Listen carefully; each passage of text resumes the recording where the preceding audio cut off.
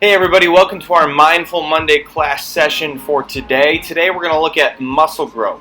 And I know for some of us, muscle growth seems a little bit of a, whoa, I don't know if I'm ready to go there type of topic. But I want you to think about all the things we do or have done in class in terms of exercises, in terms of activities. How are we developing our muscles? What are our muscles going through to get better, to get leaner, to get stronger, to be more developed, which is going to help you in the long run for your overall wellness in life. So muscles are important. Just like in heart, you can find various ways to engage them. Now, your muscles are a band or a bundle of fibrous tissue.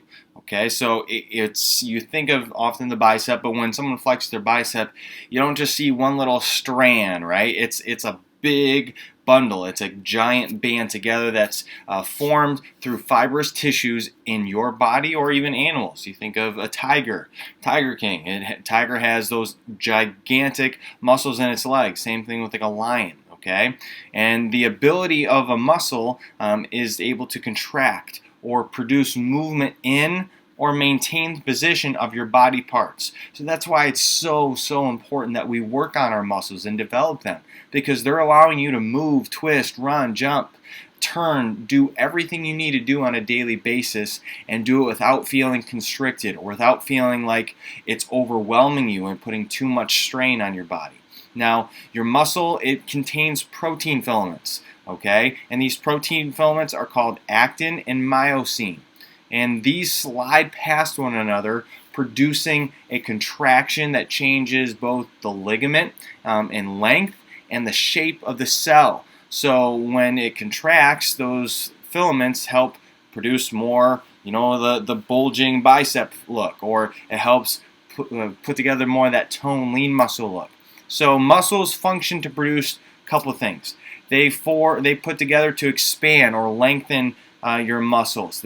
So you think of myself pushing out something like we do on a bench press. It's expanding. It's lengthening that tricep muscle. It's using your chest muscles to engage in the activity. Or it contracts and it shortens. So you see our great person there giving you the demonstration of contracting your muscles. So we think of the flex.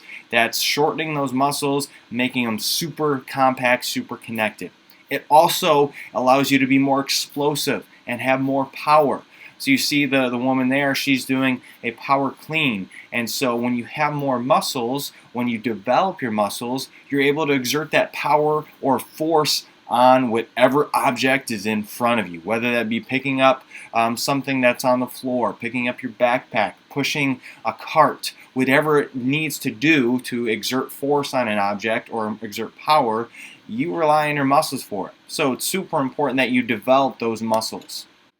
Now there are three types of muscles that I want you to know about. These are the three main muscle types. The first is skeletal muscle. Now these skeletal muscles, as you can see by the diagram there, they're made up of thousands and thousands of small muscle fibers. Okay, so it's not just one big bland muscle, like blah, here's our bicep muscles, here's my quad muscle or calf muscle. It's made up of so many different components, which is kind of cool when you think about it. And again, you see the actin and myosin. Okay, now these skeletal muscles, these are our movement muscles. They allow us to walk, they allow us to jump, they allow us to pick things up, they allow your body, your skeletal bones, to do the things that they do. Without your muscles in your upper body, you wouldn't be able to raise your arm. Without your muscles in your lower body, you wouldn't be able to put right foot in front of your left foot. So they allow you to move. Now they are voluntary muscles. Skeletal muscles are things that you can control. So when you think about it, it's something that you can dictate. Again, you're going to put your right in front of your left. Well, you move those muscles. You're not having it done automatically for you. It is something you are in control of. So they're voluntary. Skeletal muscle fibers, they're bound together. So as you look at here, this next GIF here, look at all the little things that make it up. Again, it's thousands of little muscle fibers, and they're bound together by one connective tissue, and then they communicate with the nerves and the blood cells within that area to allow you to know maybe when it's sore, when it's hurt, when it's being taxed because maybe you're trying to lift a lot of weight or move something that's really heavy. So all those muscle fibers bond together to allow you to do the things that you need to do. So skeletal muscle is huge, and that's what you're working on a lot of times when we do our squats or our bench presses or our main big muscles, because we're trying to allow our body to move better, to move longer, to not have injury, to not have stiffness. So skeletal muscles are our biggest component here when we're talking about muscle growth. There's two types as well. So type 1 is your slow twitch muscle fiber. They're geared more towards the movements of just generally what it sounds like, slow movements. So walking, so going more distance. Okay, some people have more type 1 muscle fibers in their body than others, and they're usually more great distance runners. They can usually perform activities for a longer period of time. They don't get worn out as much. Now type 2, that's a muscle that we want to develop as best we can, because these are the fast twitch muscle fibers that when formed and connected can give us more power, more explosion, more speed in the things that we do, or doing things simply with more ease. So you're not having to work as hard because those fast twitch muscle fibers are able to shoot off and fire off and perform the activities that you want to perform.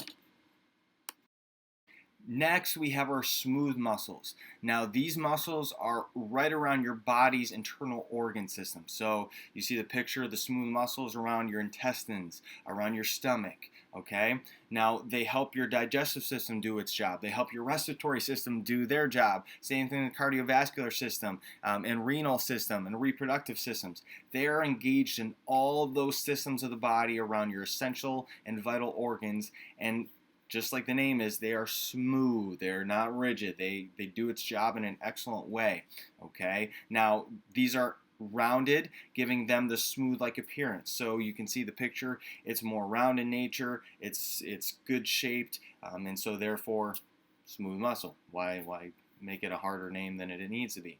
Now this muscle is involuntary, meaning you do not control what this muscle does. You can't all of a sudden flex that smooth muscle around your small intestine. Sorry, you can't. We don't have that power yet. It does what it needs to do to protect those systems, and so when you're developing a stronger muscles and you have more smooth muscle built up inside your body, now it's able to do those great functions for the rest of your body. So you might not recognize your smooth muscles as being the essential part for your digestive system or for your renal system or reproductive systems. It does have a huge role. And so that's why this smooth muscle is essential to know about and make sure we are making sure we are taken care of, so that way we live a long and healthy life. Now our third muscle group is the cardiac muscles. And more specifically, this is our myocardium. Okay, this is the muscle that's allowing your heart to beat and your heart to thrive. It's found in between the endocardiogram and the sac that surrounds your heart. So your heart is kind of, it's not just free falling out there, it's not just hanging out there, it's surrounded by a sac that allows it to stay protected. And so this cardiac muscle makes sure your heart essentially is protected. The muscle cells are extremely close to one another so they stay strong, because if they were loose, if they were fragile, well, now that's not protecting your heart the way it should. So these muscles are super tight, they're super strong, they're not trying to let anything penetrate it whatsoever. Okay, it's joined to each other by intercalated disc. Okay, so here's what that means. That they contain gap junctions. So that means the cells and these things called desmosomes, they hold their fibers together, and so when the heart contracts, they squeeze, they clench, they join together, so that way they are again protecting the heart and uniting together. And then when they release, when the heart is contracting and beating back and forth, they flow with it. Okay, so they're not just simply like an iron shield around your heart that can't move. They flex a little bit, but they grow tighter and tighter with each contraction. You see the heart wall diagram there.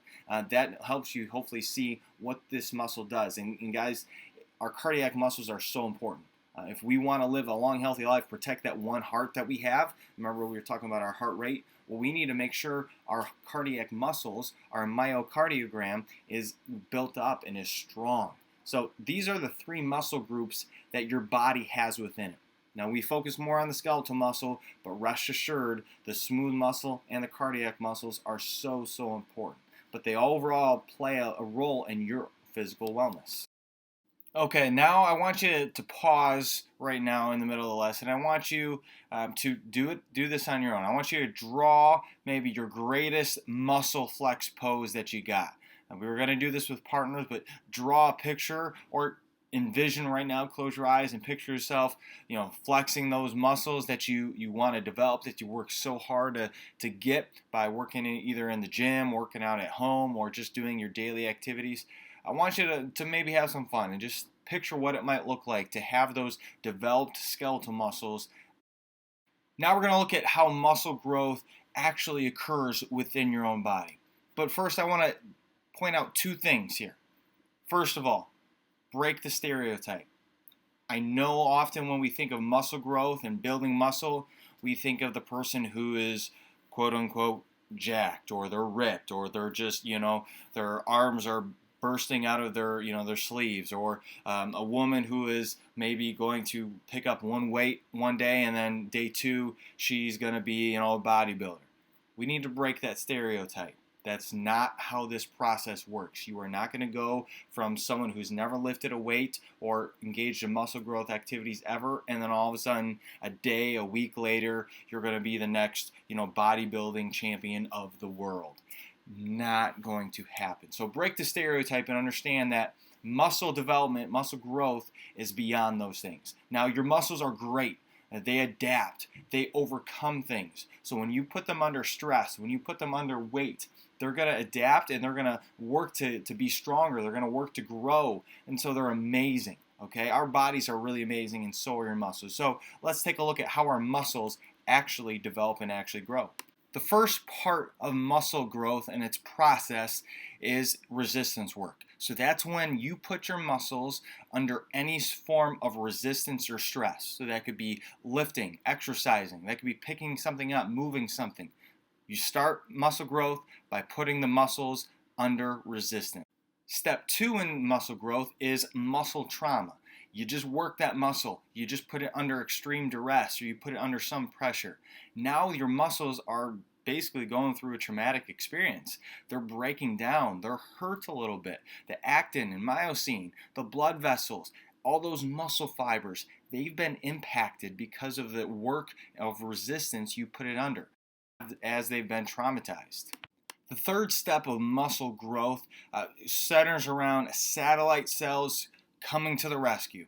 So what these satellite cells are is when your muscle undergoes that resistance and trauma or injury, the satellite cells, they're released from around your membrane. Okay, they become activated and then re-enter the cell cycle of growth to try to put together from the trauma that you put your muscles under myofibers. So these satellite cells work to repair the muscle fibers, repair the parts of the muscle that's been most impacted by the resistance trauma. Now, our fourth step in the muscle growth process is muscle hypertrophy. It's the enlargement of an organ or tissue or muscle from the increasement in the size of its cells. Satellite cells are repairing the muscle that's been broken down.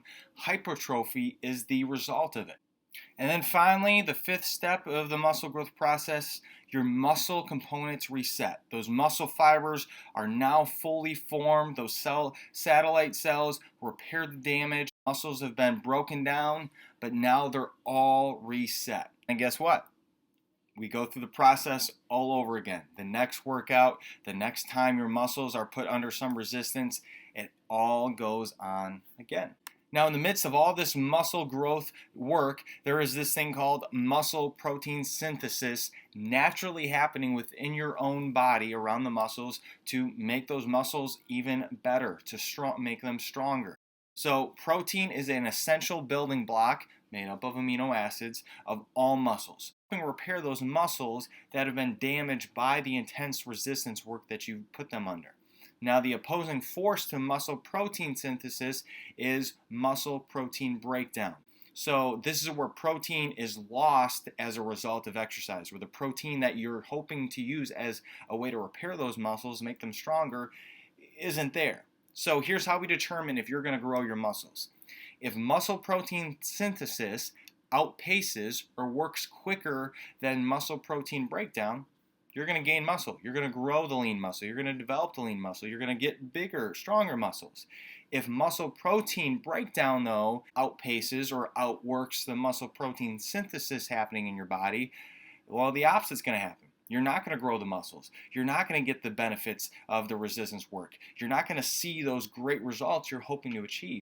We're all different. We're all made up differently. We all do things differently, and our bodies produce muscle differently. So a couple things that impact that is our growth hormone production.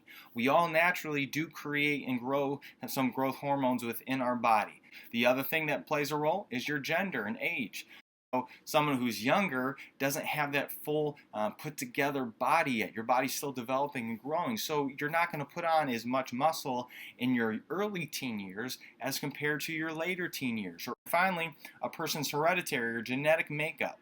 Be very honest with you. Some people are blessed with great genes and a great family line. They lift for one day or 1 week, and all of a sudden they lose that extra body fat and they put on lean muscle like no other. We all are jealous of those people. Others, it takes more time because it's harder for them to maybe develop certain muscles. So those play a role in your overall muscle growth. Now, after we've talked about how muscle grows and all the things that it takes that's going on naturally within our body, how can we put it into practice? What can we do? Well, we know some of the generals, right? Like weight train, run. But there's yoga, there's Pilates, there's kickboxing, there's things like Taebo, which is kind of an element of kickboxing combined with some jumping and dancing. There's so many ways, as you can see here, for you to engage in muscle growth activities. I encourage you, find something that you like, that you enjoy, that might not seem like your favorite thing to do at the time. I get it. We all don't always love exercise or resistance work, but that you can find comfort and joy and realize, hey, this is going to help develop those muscles that I want to develop. All right, well, that was muscle growth. Hopefully you found some techniques that you can use to grow those muscles. I sometimes like to use my dog, Savannah. She's a big chunk, but she's a good weight to use for squatting. But next, you will need to check out your Canvas assignment page. Go on there, please read the directions and upload it for your assignment for our muscle growth lesson this week. Thank you guys.